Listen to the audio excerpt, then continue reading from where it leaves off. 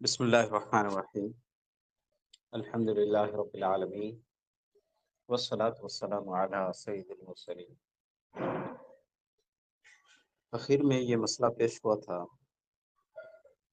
دراصل ہماری بحث تیسرے ضابطے سے متعلق چل رہی تھی.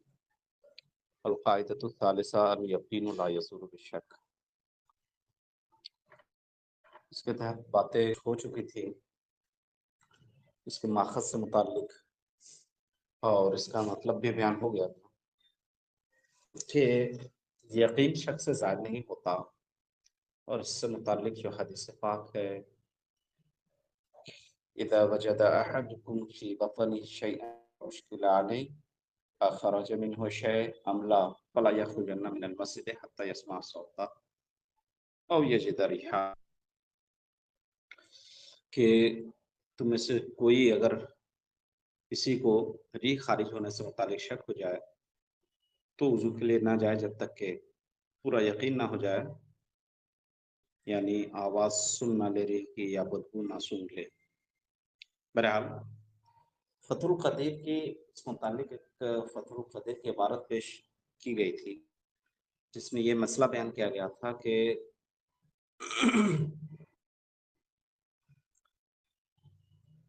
مان کے کہ کسی کپڑے میں ایک جگہ نجاست لگی ہے، پورے کپڑے میں نجاست نہیں لگی ہے، کپڑے کے کسی ایک حصے میں نجاست لگی ہے اور اسے جانکاری نہیں ہے تعین کے ساتھ کہ وہ کون سی جگہ ہے.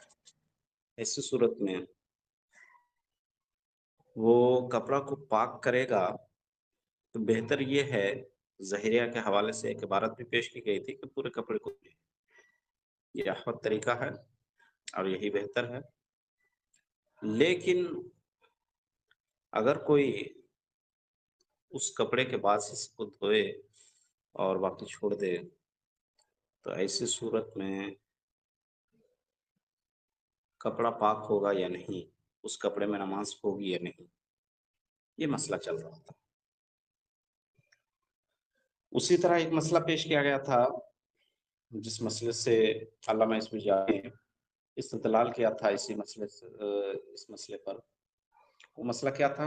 سیر کبیر کے حوالے سے کہ اگر قلعے میں کفار ہوں اور ان میں ایک ذمی ہوں، کفار حربی، کفار کا قتل جائز ہے بالکل، لیکن ایک ذمی کافر اس کے اندر ہو تو وہ اگر متعین ہے تو باقی کفار کو قتل کرنے میں کوئی حرج نہیں.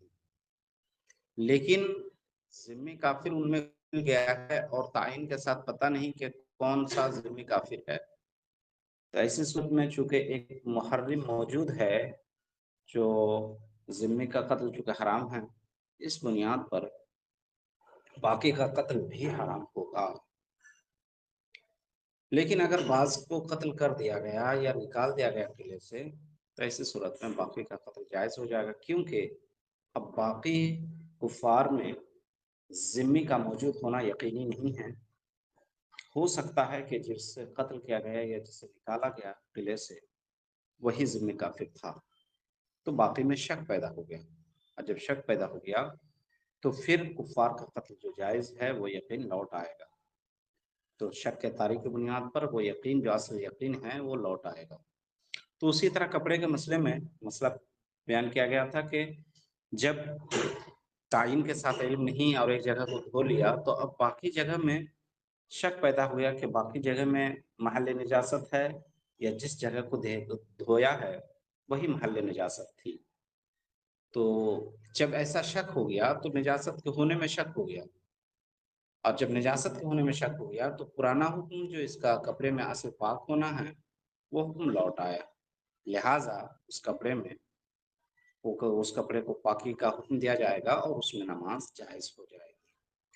یہ مسئلہ پیش ہوا تھا. اس میں علامہ ابن نجیم نے کچھ اعتراض و جواب بھی کیا جو آخری دن پیش ہوتے ہوتے چھوڑ دیا گیا تھا. بہرحال وہ اعتراض و جواب یہ ہے، تو آواز سب کو جا رہی ہے نا؟ جی آواز آ رہی ہے. ماشاء اللہ. ہاں وہ اعتراض جواب یہ ہے کہ یہاں کپڑے میں نجاست کا یقین ہے، پھر شک طاری ہو رہا ہے کہ وہ نجاست زائل ہوئی یا نہیں.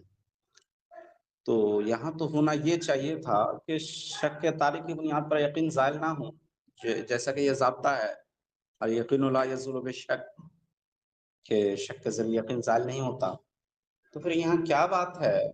تو یہاں ہونا کیا چاہیے تھا اس قاعدے کی بنیاد پر کہ نجاست کا تو پہلے یقین تھا، بعد میں ایک حصے کو دھو لینے کی بنیاد پر شک طاری ہو گیا. تو شک کی بنیاد پر وہ یقین والا جو نجاست کا جو یقین تھا وہ زائل نہیں ہونا چاہیے تھا. اور یہ شک، جبکہ یہاں جو حکم دیا جا رہا ہے کہ کپڑا پاک ہے، یعنی پھر یہاں نجاست کا حکم زائل ہو جا رہا ہے، تو اس سے یہ ضابطہ ٹوٹ جائے گا، الیقین لا یزول بالشک والا ضابطہ. تو اخیر میں پھر اس کا جواب دیے ہیں. سوال سمجھ میں آ گیا ہوگا نا؟ سوال یہی کہ یہاں ایک تو کپڑے کا ناپاک ہونے کا علم پہلے یقینی تھا، بعد میں پھر شک ہو گیا ایک حصے کو دھونے کی بنیاد پر. تو اس شک کے طاری کی بنیاد پر یقین جو نجاست کا یقین تھا وہ کیسے ظاہر ہو رہا؟ یہ سوال اس کا جواب دے رہے ہیں کہ یہاں بہتر یہ قابل کرنے مناسب ہے کہ حکم کی قید لگا دینی چاہیے. اور دراصل شروع میں جو یہ سب سے پہلے کپڑے میں دیکھیے 3 مرحلے ہیں. اس کپڑے میں سب سے پہلا مرحلہ الاسوف الاشیاء الاباحہ کے تحت کپڑے کا پاک ہونا ہے. دوسرا مرحلہ بیچ میں ایک جگہ نجاست لگی ہے تو اس کی وجہ سے ناپاکی کا حکم. اور تیسرا مرحلہ کہ ایک جگہ کو جب دھو لیا گیا تو اب شک، نجاست کے زائل ہونے کا شک. تو یہاں بیچ میں جو نجاست کے یقین کا مرحلہ ہے تو علامہ ابن نجم کہہ رہے ہیں کہ یہ مرحلہ جو ہے نا، یہ حکم میں تو یہاں شک ہے، اور چونکہ یہ خود جو یہ بیچ میں نجاست کا یقین ہے اس میں شک بعید طور ہے کہ کس جگہ نجاست لگی ہے، کس جگہ نجاست نہیں لگی، اس کا علم نہیں ہے یقین کے ساتھ.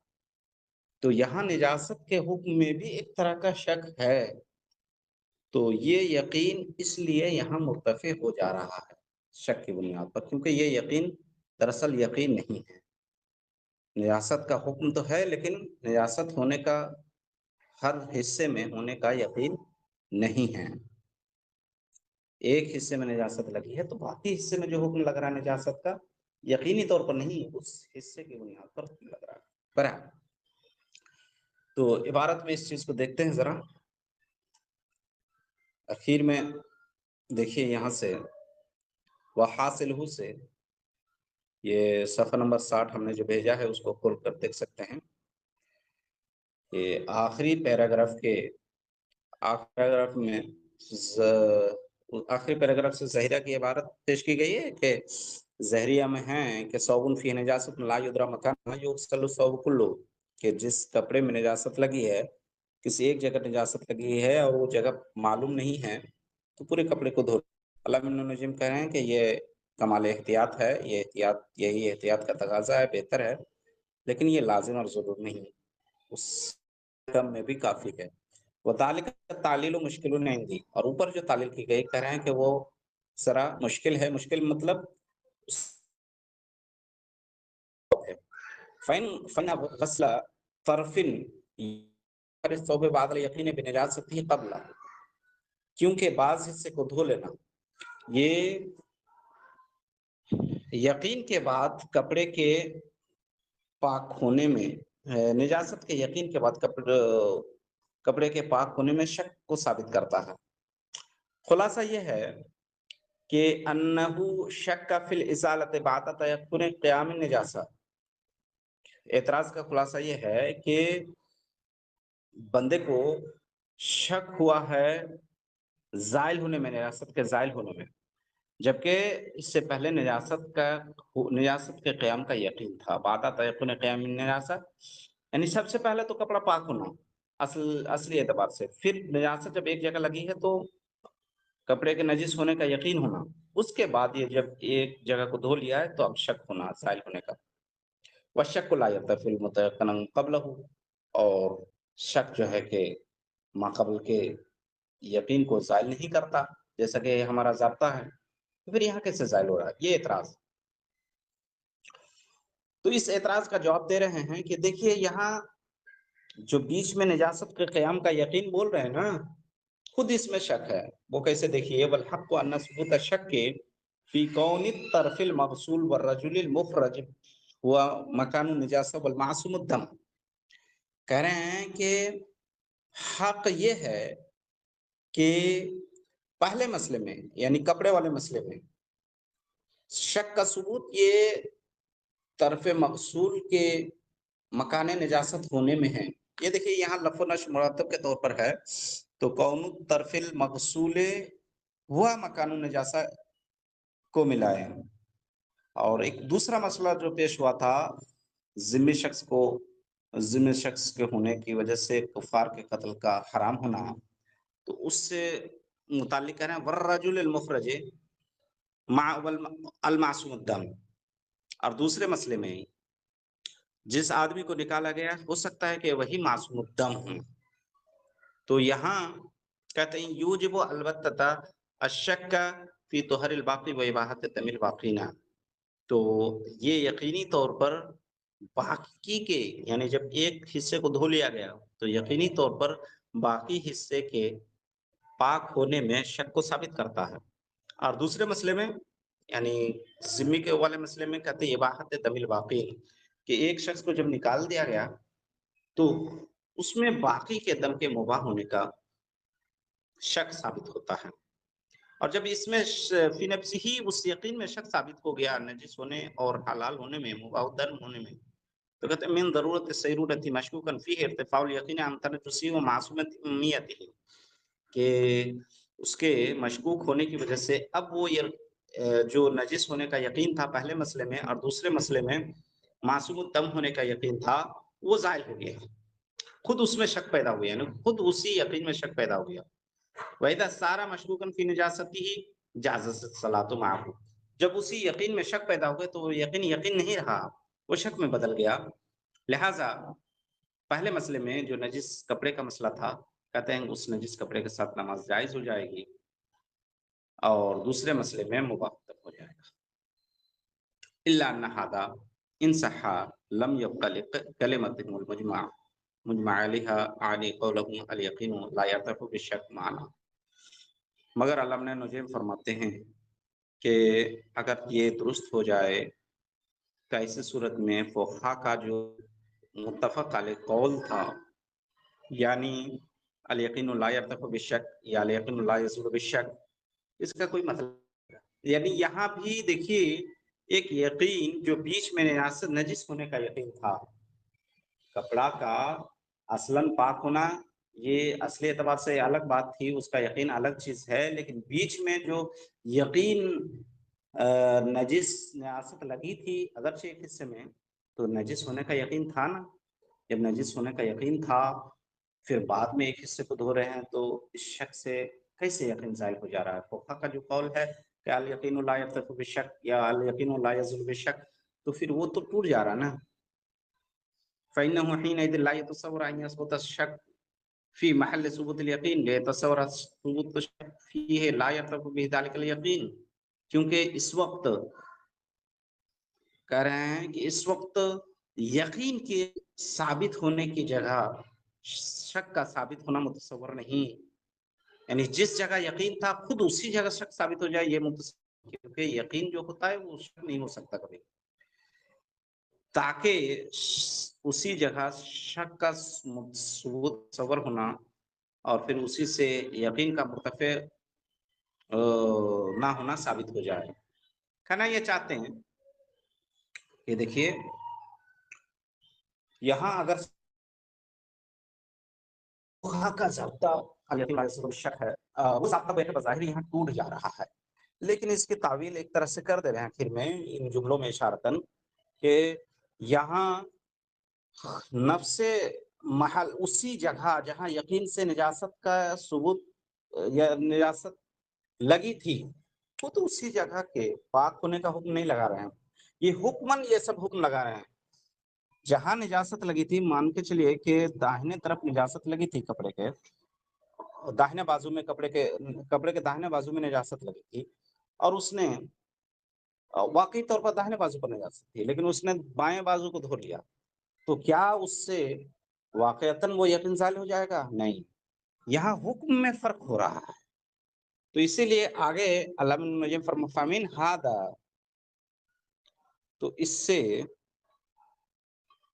دیکھیے اگلا پیج کھولیے، فمن هذا حقق بعض المحققین ان المراد لا يرتبي حکم الیقین، تو یہاں اسی وجہ سے بعض محققین نے یہ تحقیق کی ہے کہ مراد یہاں یہ ہے کہ یقین کا حکم زائل نہیں ہوتا، یہ مطلب نہیں کہ یقین زائل نہیں ہوتا، یقین کا حکم، تو یہاں معاملہ درست ہو جائے گا۔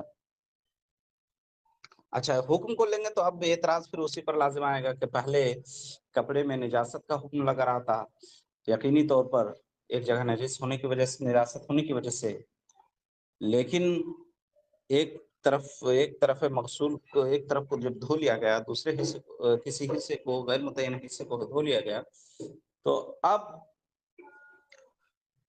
اس کی بنیاد پر حکم تو زائل ہو رہا نا، یقین کا حکم۔ یہاں دونوں طریقے سے گویا کہ علامہ نجیم اعتراض کر رہے ہیں، یعنی عین یقین عین شخص سے زائل نہیں ہو سکتا، یہ بھی ایک بات ہے، اور دوسری بات یہ ہے کہ حکم یقین یہ حکم شخص سے زائل نہیں ہو سکتا، یہ بھی تو ایک بات ہے۔ تو یہاں جو بھی لے، عین یقین لے تو بھی خرابی لازم آ رہے ہیں، اور حکم یقین لے تو بھی ایک طرح سے خرابی لازم آ رہی ہے۔ وہ دیکھیے کیسے کہ وَإِن ثَبَتَ تو لا يرتبط به الحكم اليقين وعلى هذا تقدیر يخلص الاشکال فی الحکم لا دلیل، تو اس بنیاد پر اب جو ہے نا اعتراض خالص حکم کے سلسلے میں رہ جائے گا، دلیل کے سلسلے میں نہیں۔ فنقول، تو اس کے جواب میں ہم کہیں گے وَإِن ثبت الشك في طهارة الباقي ونجاسته لكن لا يرتفع حكم ذلك اليقين السابق بنجاسته وهو عدم جواز الصلاة فلا تصح بعد غسل الطرف لأن الشك الطارئ لا يرتفع حكم اليقين السابق على ما حقق من أنه هو المراد من قوله لا يرتفع الشك، کہہ رہے ہیں کہ اگر باقی کی طہارت میں شک ثابت ہوا اور باقی کی نجاست ثابت ہوا، دو برابر ہے، ایک حصے دھو لیا منصورہ مسئلے میں، اور اس نجاست دونوں میں شک ہے، لیکن اس کی وجہ سے کہہ رہے ہیں کہ وہی جو اس کے نجس ہونے کا یقین جو پہلے تھا وہی حکم مرتفع نہیں ہوا، وہ حکم نجس ہونے کی بنیاد پر کیا حکم تھا کہ نماز اس میں جائز نہیں تھی، فلا تصح بعد غسل الطرف، لہذا ایک حصے کو دھونے کے بعد نماز صحیح نہیں، کیونکہ یہ شک طاری ہے اور شک طاری سے حکم یقین زائل نہیں ہوتا، تو کہتے لا یرتفع حکم الیقین سابق علی ما حقق، تو اس میں حکم سابق مرتفع نہیں ہوگا، جیسا کہ تحقیق کی ہے کہ یہاں مراد فقہ کے قول سے الیقین لا یرتفع بالشک، کہ یقین شک سے زائل نہیں ہوتا، فغسل الباقی والحکم بطہارت الباقی مشکل۔ بہرحال یہ دیکھیے عبارت سے آپ کو بھی سمجھ میں آ رہا ہوگا کہ یہ عبارت تھوڑی پیچیدہ ہے اور باتوں کی تکرار ہے، اور مسئلے میں بھی تھوڑا سا مسئلہ ہے، لیکن خلاصہ اس کا وہی جو ہم نے پہلے بیان کر دیا، اور پھر سے ایک بار اس کا خلاصہ سن لیں۔ مسئلہ یہ ہے کہ دیکھیے کپڑے میں ایک جگہ نجاست لگی تھی، لیکن وہ کس جگہ نجاست لگی تھی اس کا علم نہیں، اور بعد میں ایک جگہ اس نے دھو لیا، تو پہلے تو کیا کہتے ہیں یہ حکم لگ گیا شرعاً کہ اس کپڑے میں نماز جائز نہیں، اس کپڑے میں نماز جائز نہیں، یہ حکم نہیں لگا کہ پورا کپڑا یقینی طور پر ناپاک ہے، توجہ دیجیے ذرا اس باریکی میں، نماز کے جائز نہ ہونے کا حکم لگا، یہ نہیں کہ اس پورے کپڑے میں نجاست کا یقینی طور پر حکم لگا ہو۔ نجاست کا یقینی طور پر پورے کپڑے میں ہونا تو یہ کبھی ثابت نہیں ہوا، بعض حصے میں یقینی طور پر ہے، پورے حصے میں نہیں، پورے حصے سے اس کپڑے میں نماز نہیں ہوگی یہ حکم لگا۔ تو بہرحال شک جو طاری ہو رہا ہے پھر نجس ہونے اور نہ پاک ہونے میں بعد میں، اور اس کی وجہ سے نماز صحیح ہو رہی ہے، تو اس سے یقین ثابت مرتفع جو ہو رہا ہے تو وہ یقین دوسری چیز کا یقین تھا، اور اب یقین ثابت کیا تھا؟ سب سے پہلے تو کپڑا کا پاک ہونا، اور بیچ میں نجس ہونے کی وجہ سے اس پر نجاست کا حکم لگا ایک حصے میں، یہ یقین نہیں تھا، یہ ایک طرح کا شک ہی تھا۔ البتہ شرعاً اس کپڑے میں نماز نہیں ہوگی اگر نجاست غلیظہ 1 درہم سے زائد ہے تو، اور نجاست خفیفہ میں 1/4 سے زائد ہے تو۔ بہرحال تو یہ مسئلہ یہاں تک ہوا کمپلیٹ۔ اگلا مسئلہ دیکھتے ہیں، یہ فتح القدیر میں بھی ایسی عبارت ہے، اس کو ذرا فتح القدیر سے بھی ملا سکتے ہیں۔ باقی آگے اس ضابطے سے متعلق ایک مسئلہ پیش کر رہے ہیں، اور اس ضابطے کے تحت مختلف اقوال، مختلف اور کچھ ضابطے پہ بیان کریں گے انشاءاللہ۔ آگے جو ایک مسئلہ پیش کرنے اس ضابطے کے تحت اس کو دیکھ لیتے ہیں۔ بہت سے اس ضابطے کے اندر ہی ذیلی ضابطے بیان کیے گئے ہیں، اور وہ کافی مفید ہیں، وہ کافی استعمال ہوتے ہیں۔ دیکھیں اگلا مسئلہ فتح القدیر کے فتح القدیر کی عبارت ویسے اوپر ختم ہو گئی۔ وَنَذِيرُهُ قَوْلُهُمْ، ہمارا ضابطہ کیا تھا؟ پھر سے ایک بار دوہرائے، الیقین لا یزول بالشک، کہ شک سے یقین زائل نہیں ہوتا۔ آئیے اس سے متعلق ایک مسئلہ، مان کے چلیے کہ اناج ہے کافی، اور اناج میں جیسے پہلے ہوتے تھے کہ کولو میں دھان وغیرہ پیرتے تھے، جس میں بھینس گائے اور جانور کے ذریعے اس پر رونتے تھے، تو اس میں ہو سکتا تھا، ایسا ہوتا تھا کہ نجاست بسا اوقات بیل گائے جو بھی ہو گوبر لیت کرنا یہ عام بات تھی۔ بہرحال وہ مسئلہ ہو چاہے کوئی بھی مسئلہ لے لیجیے، کہ آپ کے پاس مان کے چلے تو اناج ہے، اور اناج میں کسی ایک جگہ نجاست لگ گئی ہے، نجاست، تو اب جس جگہ نجاست لگی اس کو تو استعمال کرنا جائز نہیں، لیکن وہ جگہ خاص معلوم نہیں اور وہ دوسری ہو گئی ہے، وہ حصہ اناج کا وہ حصہ دوسرے میں بھی مخلوط ہو گیا ہے، تو ایسی صورت میں پورے کا حکم یہ ہے کہ پورے کو استعمال نہ کرے، لیکن اگر اسی اناج کو لوگوں میں تقسیم کر دیا جائے تو پھر وہ جائز ہو جاتا ہے۔ تو دیکھیے یہ یہاں بھی شک کی بنیاد پر پہلے تو حکم یہ تھا کہ اناج جائز ہے، پاک ہے، بعد میں شک طاری ہوا کہ کس جگہ نجاست لگی کس جگہ نجاست نہیں لگی ہے، جب تقسیم کر دیا تو یہ تقسیم کی وجہ سے اب جو شک طاری ہوا تھا بیچ میں نجس ہونے کا وہ زائل ہو گیا، اور پہلا حکم یقین کا لوٹ آیا۔ دیکھیے عبارت سے القسمت من المثلی من المطہرات، کہہ رہے ہیں کہ مثلی چیز کو ہم مثل چیزوں کو تقسیم کر دینا یہ مطہرات میں سے ہے، یعنی اس کو پاک کر دینے کا ایک ذریعہ ہے، یعنی انہ لو تنجس بعض البر ثم قسم طہرا، یعنی اگر بعض گیہوں مان کے چلے کہ گیہوں ہی لے لیجئے کہ بعض نجس ہو جائے، ناپاک ہو جائے، پھر اس کو تقسیم کر دیا جائے تو ایسی صورت میں پورے پر پاکی کا حکم لگ جائے گا۔ لے کوئی شک ہے فی کل جزء، اب شک چونکہ ہر جز میں ہو گیا نجس ہونے کا شک، کہ حل ہوا متنجس او لا، کہ نجس ہے یا نہیں ہے، تو نجس ہونے میں جب شک ہو گیا تو پرانا حکم جو ہے اس میں پاک ہونے کا حکم الباحہ تو وہ حکم لوٹ آیا، اور وہ حکم الیقین لا یزول بالشک کے تحت کیا کہتے ہیں، یہ جو شک ہو گیا نجس ہونے کا تو نجس شک کے نجس کی بنیاد پر وہ حکم زائل نہیں ہوگا بلکہ اسی کا حکم لگے گا. یہ بھی کہیے کہ یہ جو پیچھے مسئلہ بیان ہوا اسی کی طرح ہے. چلیے یہاں آگے اس ضابطے کے تحت کچھ ذیلی ضابطے بیان کرنے جا رہے ہیں. وَإِنْ دَرَجُوا فِي هَٰذِهِ الْقَاعِدَةِ قَوَاعِدَ، کافی قواعد اس کے اندر ہیں. چلو اس کو کل سے دیکھتے ہیں انشاءاللہ. یہ ضابطے اہم ضابطے ہیں، کل لازمی طور پر سب تشریف لائیں. ٹھیک ہے.